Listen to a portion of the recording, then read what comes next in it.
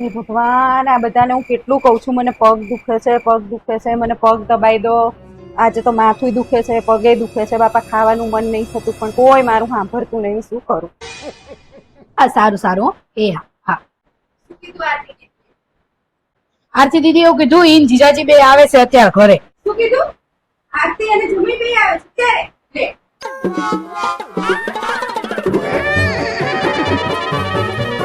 અરે મમ્મી શું કરો? તમને તો પગ દુખતા હતા ને હમણાં.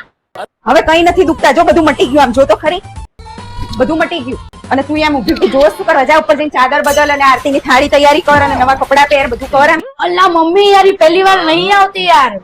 6 મહિને આવે છે, એમાં કઈ નવાઈ થોડી કરી છે? તમે આટલા બધા દોડવા મળ્યા. એટલી વાર લગાડીશ.